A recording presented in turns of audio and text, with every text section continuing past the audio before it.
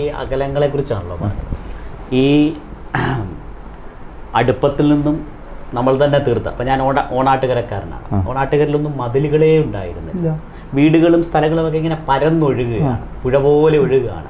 മനുഷ്യർക്കിടയിൽ ചിലപ്പം എവിടെയെങ്കിലും ഒരു ചീര കൊണ്ടെങ്ങാനുമുള്ള ചീരത്തണ്ടുകൊണ്ടുള്ള ഒരു ചെറിയ വേലികൾ മാത്രമേ ഉണ്ടായിരുന്നു.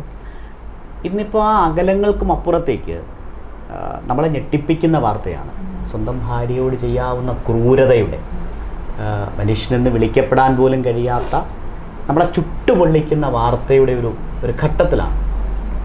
എങ്ങനെ മലയാളിക്ക് നമുക്ക് ഇത്ര ക്രൂരമാകാൻ കഴിയുന്നു? ഒരുപാട് വിഹുലതകൾ കവിതയിലൂടെ പങ്കുവച്ച ഒരാളാണ്. ഈ ഒരു അവസ്ഥയെ എങ്ങനെയാണ് ഞാൻ അതിന് പരിഹാരം ഒരുപാട് ആലോചിച്ചിട്ടുണ്ട്. നമ്മൾ ആദ്യം തീയിട്ടത് വീടിനാണ്, ബന്ധങ്ങൾക്കാണ്. പണ്ടത്തെ ബന്ധത്തിലും ഇതൊക്കെ പറയുന്ന പോലെ കുറേയൊക്കെ ഉണ്ടായിരുന്നു, കുറച്ച് ഒട്ടുമില്ലായിരുന്നു എന്ന് പറയാറില്ല. വീട്ടിലെ അമ്മമാരാണ് ഏറ്റവും കൂടുതൽ യാതന സഹിച്ചിട്ടുള്ളത്, സംശയമില്ല. ഞാൻ ശരിക്കും പറഞ്ഞാൽ അമ്മ ഭക്തനാണ്. അത് അമ്മയാകുന്ന ഏതൊരാളിനോടും എനിക്ക് ബഹുമാനം. അങ്ങനെ കഴിഞ്ഞിട്ടും ഞാൻ ഒരുപാട് സ്ത്രീകളുടെ യാതനകൾ കണ്ടിട്ടുണ്ട്. ആധുനികകാലത്ത് ഈ പറഞ്ഞ പോലെ കൂടി. എന്തുകൊണ്ട് കൂടി? നമ്മുടെ നാട്ടിലെ പൊതുസ്വഭാവം, സാമൂഹിക സ്വഭാവം, സമൂഹ മനസ്സ്, മൂല്യമുള്ള മനസ്സ് നഷ്ടപ്പെട്ടു. അതാണ് കാരണം. ഞാൻ ഒരുപാട് ഇങ്ങനെ ആലോചിച്ചു. ഇന്ന് നമ്മൾ വളർത്തുന്ന ഓരോ വ്യക്തിയും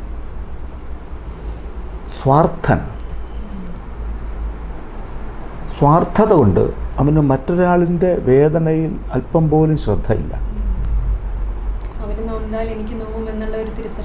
അതെ, സ്വാർത്ഥതയ്ക്കപ്പുറം സാറേ ജീവിക്കുക എന്നാൽ ലാഭമുണ്ടാക്കൽ മാത്രം. അത് സ്വാർത്ഥതയാണ്. അതാണ് കാമം, വർദ്ധിച്ച കാമം. അതുള്ളത് കൊണ്ട് അതിൻ്റെ കുടിലതകളാണ് ഈ കാണുന്ന മുഴുവനും. കാമത്തിൻ്റെ കുടിലതകളാണ് ഈ കാണുന്ന എല്ലാ പ്രവൃത്തിയും. അതിൽ കുറച്ചാണിത്.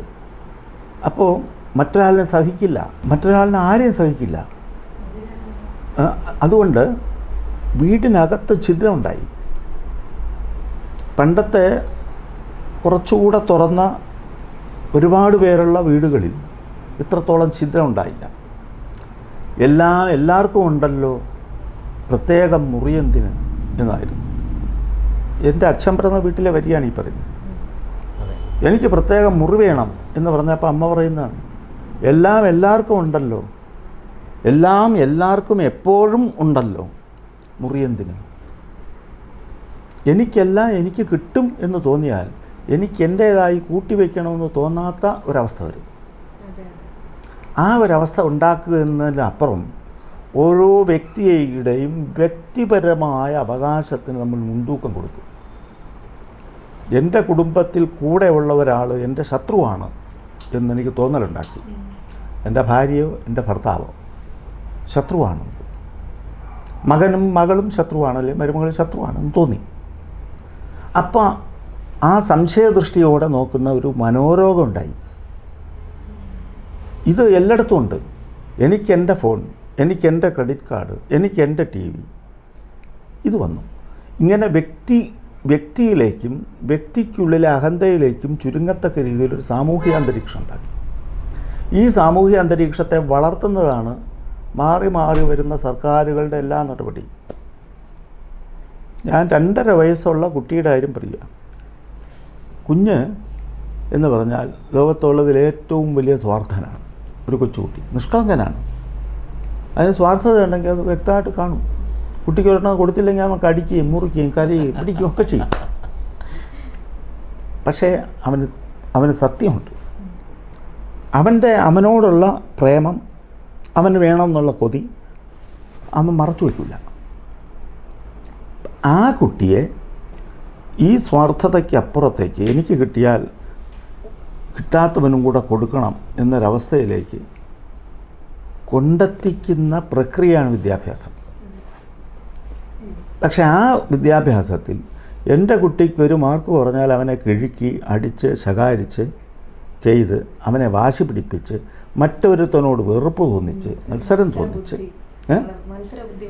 അവനിലുള്ള നല്ല മനസ്സിനെ കെടുത്തുന്നതാണ് വിദ്യാഭ്യാസം. എൻ്റെ അഭിപ്രായം അതാണ്.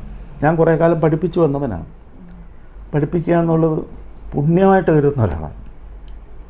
എൻ്റെ ജീവിതത്തിൽ വലിയ പുണ്യങ്ങളിലൊന്നും കൂടുതൽ പഠിക്കുകയും എന്നിലുള്ള കുറവുകളെ ഇല്ലാതാക്കുകയും എന്നിലുള്ള അഴുക്കുകളെ കഴുകിക്കളയുകയും കഴിയുന്നത്ര നല്ലത് കൊടുക്കുകയും ചെയ്യുക. ഇതെനിക്ക് വലിയ താല്പര്യമാണ്. അതുകൊണ്ടാണ് ഞാൻ കൂടുതൽ വാചകം അടിക്കുന്നത്.